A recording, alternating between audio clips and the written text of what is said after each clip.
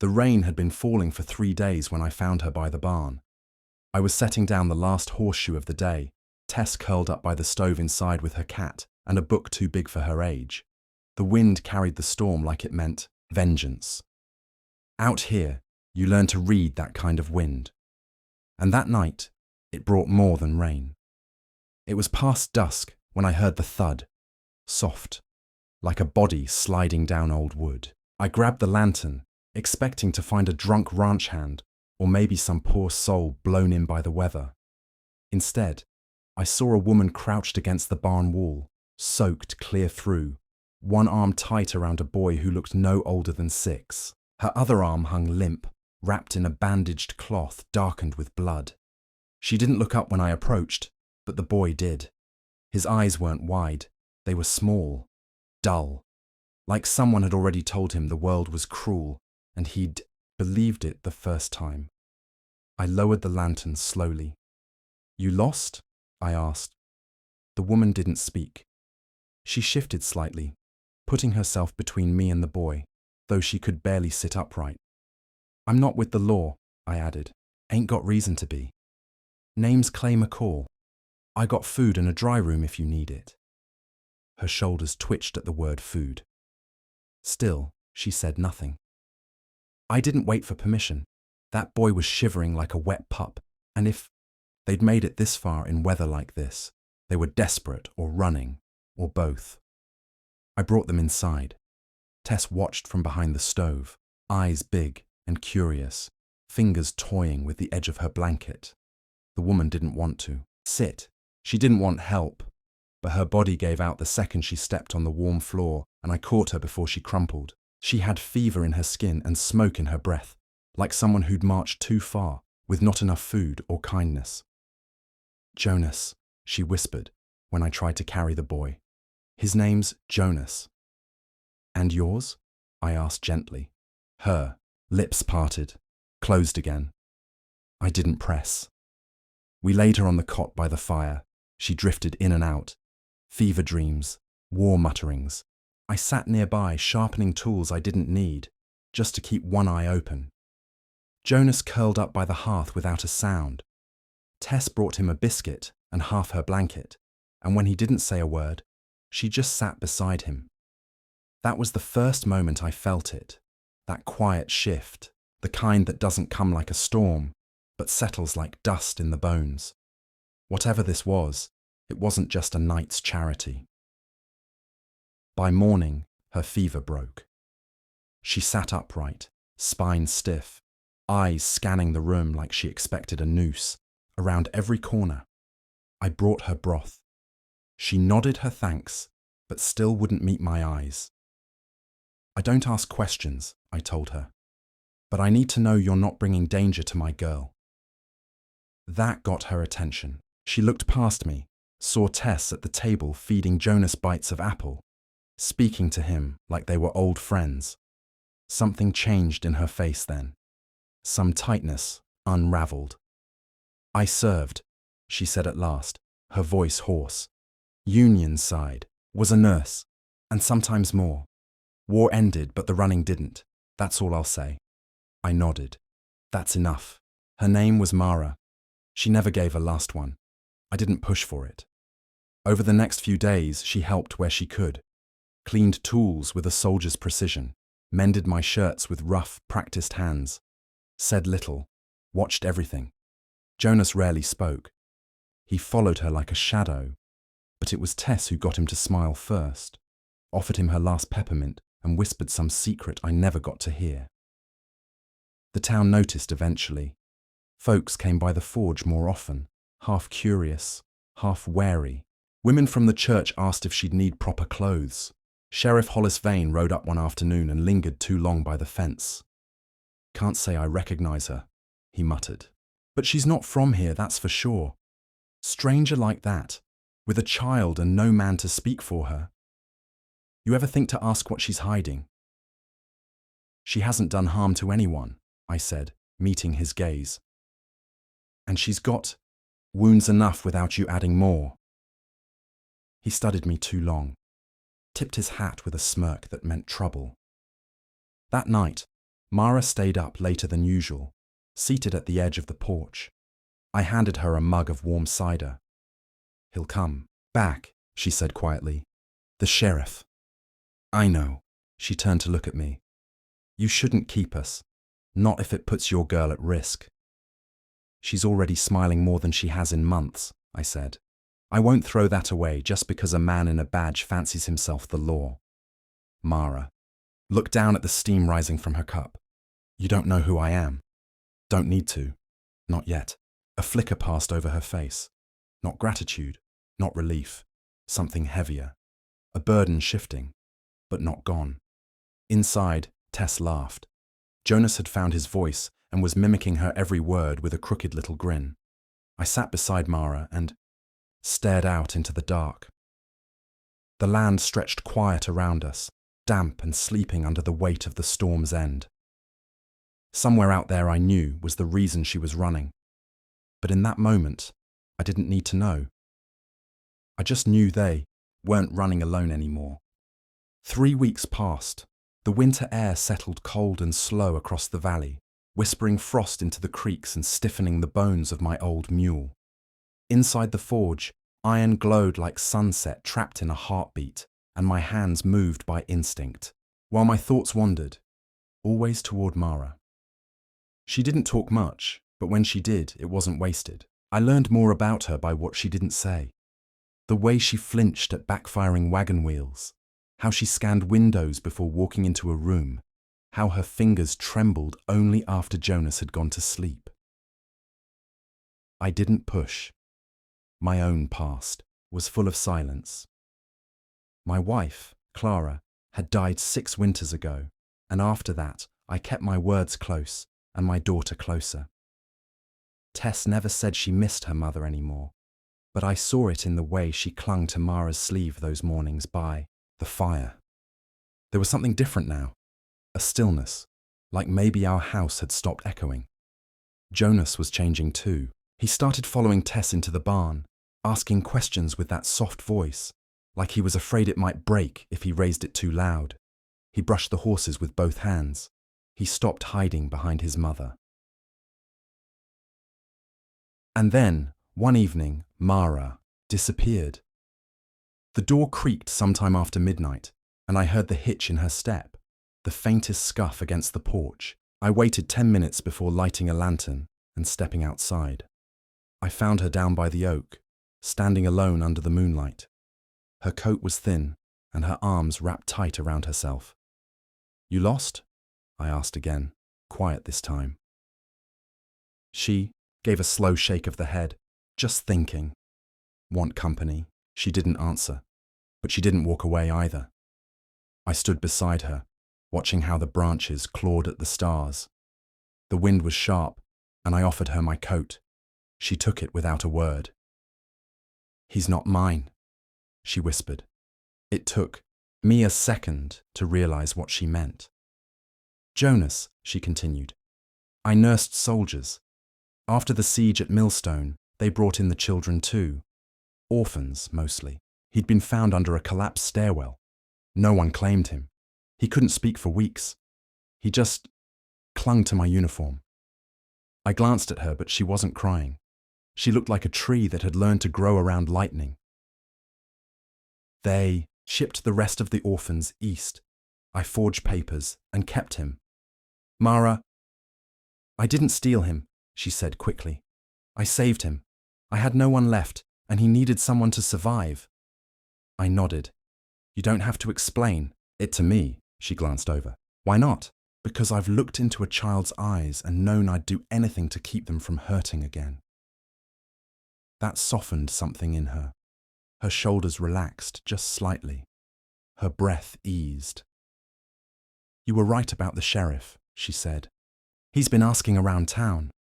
Someone recognized my face. Not from wanted posters, but from newspapers. From before the war." She reached into her coat and pulled out a folded clipping, yellowed and soft at the edges. I took it from her, hands, and held it under the light. A headline: "Missing heiress still unaccounted after family estate fire."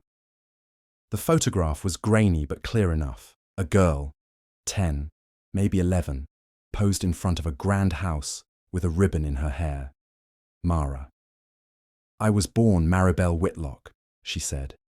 "My family owned half the textile trade in the northeast. But the fire, my parents, my brothers, all of them gone. I ran, or maybe I was taken. I don't remember it right. There were years missing, years they say I spent in a sanatorium. But when the war came, I ran again. I became Mara. I buried Maribel." I folded the clipping and handed it back. "And now? Now the wrong person finds out," she said. "And they take Jonas. They say he isn't mine. They say I'm unstable, or dangerous, or that I abandoned everything I had. But I'm not going back to that life. Not for their money. Not for their stories." "Is it true?" I asked gently. "All of it?" She looked me straight in the eye. Every word. I believed her. We stood in silence, the wind drawing ghosts between us. "What will you do?" I asked. She hesitated. "Leave, I think, before Hollis puts 2 and 2 together and runs my name through some paper trail. You don't have to run anymore." Mara laughed softly. "I've always had to run." I turned toward her. "Then maybe you don't have to run alone." She stared at me, something unreadable flickering in her gaze. "I've got a little forge and a daughter with too much heart," I said. "I'm not rich. I'm not even particularly smart, but I know when something good shows up at my door." That did something. Her eyes glistened, but she blinked it back. "Let me help," I added. "Let us help." She didn't answer, not right away, but she didn't say no. And that was the first time since she arrived that Mara stepped closer instead of away.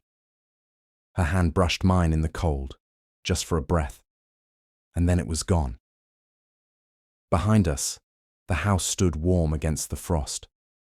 Inside, Jonas and Tess were asleep. Outside, the past stirred in the wind, but for once, it didn't sound like it would break us. Not yet. It was 2 days after the snow came thick and fast that the stranger arrived. I'd been shoeing a stubborn mare out by the barn when I spotted him. Slick coat, fine boots, the kind of mustache that curled like it had opinions. His horse looked more polished than practical, and the saddle was stitched with initials too grand for a trail rider. I didn't like him before he even spoke. He raised a gloved hand. "You Clay Harlow?" I nodded, keeping the rasp steady against the mare's. "Hoof, I'm looking for someone. A woman and a child, traveling together." I kept my voice even. "A lot of people pass through. You got a name?" "Whitlock," he said, like it should mean something to me. It did, of course, but I pretended it didn't. He glanced around. "I represent a trust based out east, been tasked with locating a certain Maribel Whitlock. She's an heir to a considerable estate and has been presumed dead for near 2 decades. There's new evidence she may have survived." I stood slowly, brushing off my hands. "And what's this got to do with me?" "Someone mentioned a woman fitting her description headed west with a young boy, former soldier. Said she was limping, said she stopped here." "Plenty of women limp, mister. Plenty of soldiers too." He studied me, then smiled politely, but it didn't touch his eyes. "I'd be mighty grateful for any information." I nodded. "Sure you would." He handed me a card, embossed and clean. "We're prepared to offer significant compensation if the heir is found," and returned. The word returned hit me like rot in a barrel. "I'll let you know if I see her," I said. The man tipped his hat and rode off, leaving no tracks but the chill he dragged behind. Inside, I found Mara. Already packing, Jonas sat wide-eyed on the floor, clutching a carved wooden horse Tess had given him. "He's here, isn't he?" she asked without turning. "He doesn't know," I said. "I didn't confirm anything." "He will," she whispered. "They always do. They don't stop." She zipped the small bag shut, hands trembling. "We have to go. Tonight." Tess stood in the doorway. "You don't have to." Mara turned, startled. "He's helped people disappear before," Tess said, stepping closer. "Pa's good at hiding what matters." I stepped in then, resting a hand on Jonas's shoulder. "You're not going anywhere." Mara's face twisted. "Clay, they'll take him. They'll call me unfit, accuse me of fraud, insanity, whatever they have to. And I'll stand between them and you." "Why would you do that?" Her voice cracked. "Because I know you," I said. "You're the woman who stayed up 3 nights running when Tess had that fever. You're the one who taught my girl how to mend her boots and taught Jonas how to laugh again. Because I've seen what love looks like when it costs you something." She didn't cry, not quite, but her chest rose and fell like the world was caving in under her ribs. That night, I brought them to the root cellar, hidden beneath floorboards no one had stepped across since the war. We laid down straw, blankets, and left a lantern burning low. "If anyone comes," I said, "don't speak, don't move unless it's me." Mara gripped my hand in the dark. "This isn't your fight." I held her gaze, then let me make it mine. I kept watch from the porch, rifle across my lap, eyes scanning every flicker on the horizon. The sheriff didn't show, but the man with the mustache came back the next morning, this time with 2 others. I met them at the gate, slow and steady. "Told you, ain't seen her." "We think you have," one of the others said, more direct. "And obstruction of an estate claim's a federal offense." "Funny," I said. "You throw a lot of weight for someone not wearing a badge." The same mustached man sighed. "I don't want trouble, Mr. Harlow." "Then ride on." He held my stare a moment longer, then tipped his hat again, this time with less politeness. That night, I found Mara awake in the cellar. Jonas was curled beside her, breathing soft. She looked up. "You could have told them. Saved yourself the trouble." "I've lost too much already," I said. "I'm not losing you too." "You hardly know me." I sat beside her. "I know what you've done with your second chance. That's more than most." She looked at me then. Really looked, like she was searching my face for cracks. "Back east," she whispered. "They'll want me to return to that life. They'll dress me up in pearls and bury me in legal rooms. But I'm not her anymore. Not the girl in that photograph." I brushed a loose strand of hair from her cheek. "You're more." She leaned in just a little. Her lips didn't touch mine, but her breath did. Warm, human, real. In that moment, nothing else mattered. Money, names, bloodlines. Just the woman in front of me, and the quiet, flickering hope we were building something whole out of broken things. Outside, snow began to fall again, soft as forgiveness. And I knew, deep in my bones, the fight wasn't over. But neither were we. 3 days passed before the law caught up. They came at dawn, 4 men on horseback, riding hard and fast across the snowy ridge like they already owned the place. One wore a star, but the others were dressed in suits too fine for this part of the country. I stood on the porch, coat pulled tight, heart thudding slow and steady like a war drum. Tess stayed inside with Mara and Jonas. The cellar was too cold. Now, the frost having crept into the boards, and the boy had started coughing again. We couldn't keep hiding forever. The sheriff dismounted first.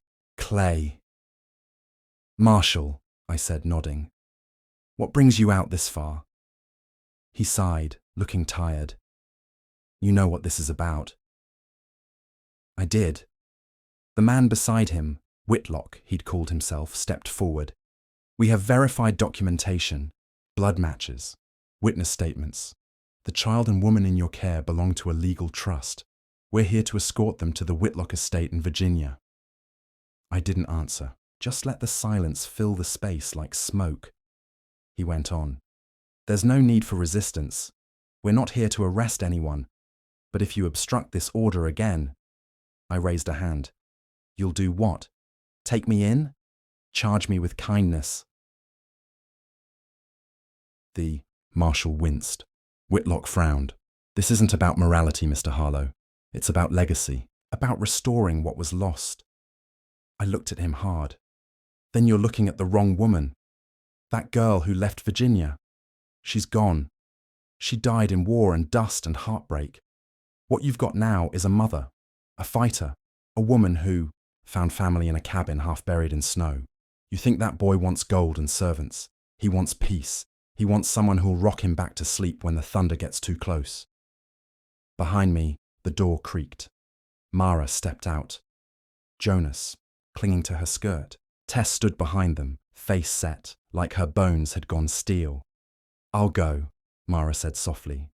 Jonas's fingers curled tighter into her dress. Mama, no. I can't let them tear your life apart, Clay, she said, voice trembling. You've already given too much. I gave what I had because you're worth it. She walked forward, every step heavy, like the earth was trying to hold her back. Jonas tried to follow, but Tess scooped him up gently, whispering something that made him bury his face in her neck. Whitlock stepped toward Mara, reaching for her arm. Don't, I said, and the word cracked like a whip. The Marshal raised a hand between us. Let her speak. Mara looked Whitlock in the eye. You tell the court this. Tell them I'm not coming back to be paraded or packaged.